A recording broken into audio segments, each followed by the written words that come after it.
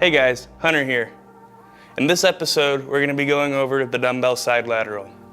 Dumbbell side laterals are a staple of shoulder development. If it's one of those things that you want to have those really big rounded delts, you need to be doing these. You also need to be doing them right.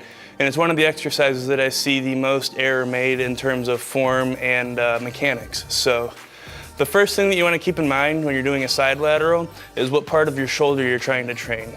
We're not trying to train the front delt, we're not trying to train the rear delt, we're trying to train that medial delt. So that being said, we want to isolate the medial delt as much as possible. We do that by a couple ways. First, the entire time you're performing this exercise, you want to keep a slight angle in your arm, and you want to keep that angle the same throughout the whole exercise. By doing them straight armed, like you see some people do, that actually puts a lot of the tension on your tricep and takes it off of your shoulder. By having that slight bend in your arm, it completely disengages the tricep and allows for the maximum amount of tension to be placed on the medial delt. The second thing that you want to keep in mind is your body positioning in terms of what's going to help you keep the most tension on the part that we're trying to train. For the dumbbell side lateral, you want to be hinged at the hips, you want to have your shoulders back, and you want to be hinged in a way to where when you're at the top of the rep, the thing that is like highest or at the peak of the contraction is the medial delt. So whenever you see people do these, you'll see a lot of people start here in the right position, but as they come up, they end up like this.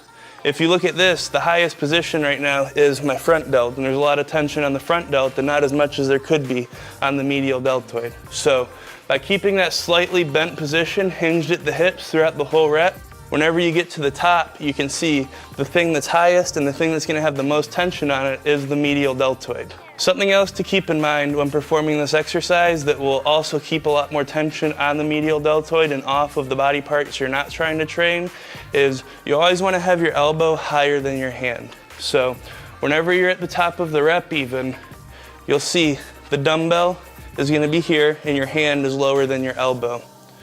Also, the last thing to keep in mind when performing this exercise to get the best contraction possible and to get your mechanics as on point as possible is pretend you're holding pitchers of water, okay?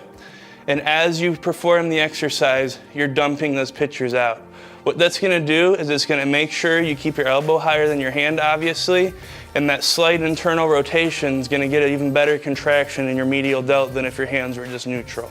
So, like I said, pour the pitchers out as you get to the top of the rep, keeping your hands lower than your elbows and keeping your medial deltoid the highest point throughout the exercise. Let me show you what it looks like with weight.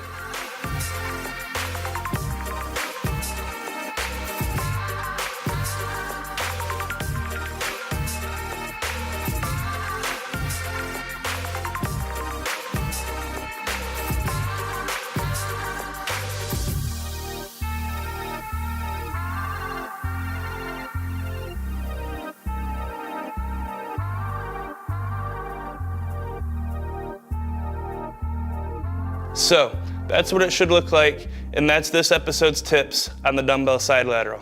If you like this content, be sure to check back for more.